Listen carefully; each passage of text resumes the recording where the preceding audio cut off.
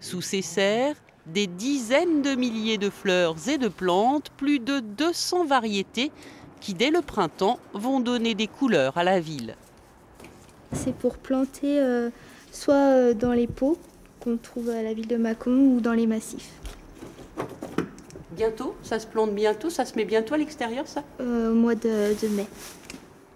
Mais près de 400 de ces plantes quitteront les serres municipales dès la semaine prochaine, direction Dijon.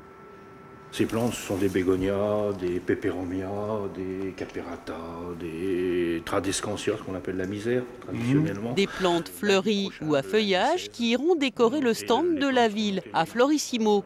Un rendez-vous incontournable pour les espaces verts de Mâcon qui n'ont jamais manqué une édition. Mâcon est connu et reconnu pour son fleurissement depuis de nombreuses années, puisque nous sommes Grand Prix national de fleurissement depuis 1989, Prix européen en 1995 et Fleur d'Or en 2010. Donc tout naturellement, Mâcon se doit de participer au Floralie de Dijon, la capitale de la région Bourgogne. Ces grandes plantes vertes aussi partent pour Dijon, comme cet étonnant éléphant fontaine, pour une évocation du continent africain qui reste encore à inventer. C'est une image que l'on peut se faire si vous dans l'esprit de quelqu'un qui aime l'Afrique, où il va avoir de la couleur, beaucoup de végétation, etc., etc. Et donc ça se construit sur place. Pour nous, ça se construit sur place. On s'exprime sur place.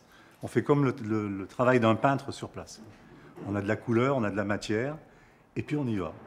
Il faudra surtout composer avec cette gigantesque girafe, une autre création du service des espaces verts qui sera, elle aussi, du voyage.